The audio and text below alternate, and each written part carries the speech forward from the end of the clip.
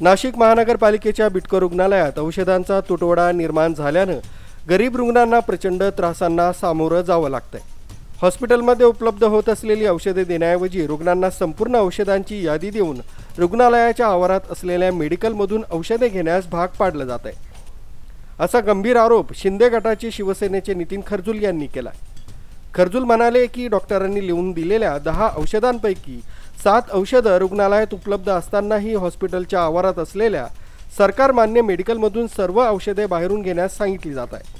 शिवाय डॉक्टर केस पेपरवर शिक्का मारून बाहेरून औषधे घ्या असं सांगून ही गरीब रुग्णांची उघड लूट असून प्रशासन याकडे डोळे झाक करताना दिसतंय। खर्जुल यांनी निवासी वैद्यकीय अधिकारी डॉक्टर शिल्पा काळे यांची भेट घेऊन हा प्रकार निदर्शनास आणून दिलाय। डॉक्टर काळे यांनी 2 ते 3 दिवसात ही अनियमितता थांबवली जाईल असं आश्वासन दिलंय।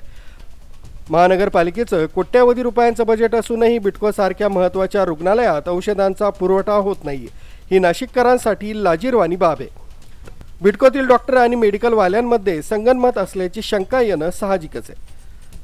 तसंच त्यांनी महापालिका आयुक्तांना आवाहन केलंय की बिटको रुग्णालयात तातडीनं औषधांचा पुरवठा करावा। बिटको हॉस्पिटलमध्येच सर्व औषधांचा साठा उपलब्ध करून द्यावा।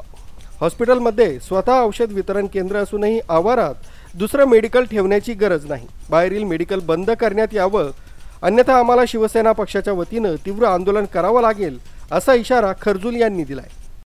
आज नाशिक रोड येथे आपल्या नाशिक रोड बिटको हॉस्पिटल येथे हे जे सरकार मान्य औषध हे टाकलेलं आहे, इथं हे कुठल्याही प्रकारे शहानिशा न करता, मेडिकलची शहानिशा न करता, औषधांची शहानिशा न करता सर्रासपणे डॉक्टरांनी जर 10 औषधं जर लिहून दिली असेल आणि त्याच्यातले जर 7 औषधं जर बिटको हॉस्पिटलमधून त्या पेशंटनी घेतले असेल, पण हे मेडिकल जे टाकलेलं आहे यांनी कुठली शहानिशा न करता 10ची 10 औषधं परत पेशंटच्या माथी मारित आहे व गरीब जनतेला हे मेडिकल लुटत आहे।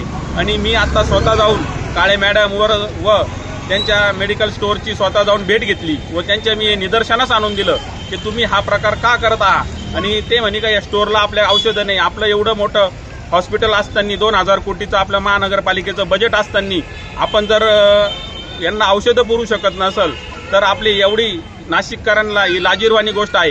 आणि त्याच्याही पलीकडं आणि कुठल्याही डॉक्टर, मला तर असा शंका येते का मधले डॉक्टर आणि या मेडिकलवाल्याचं काही साठलोट आहे की काय, किंवा असं कुठलंच नसतं का जो माणूस असतो, जो डॉक्टर असो कोणी असो, ते प्रिस्क्रिप्शन औषधं लिहून देत असता यांनी डायरेक्ट औषधांचा सिक्काच बनवून घेतलेला आहे का एवढे औषधं तुम्हाला बाहेरून घ्यायचेच आहे।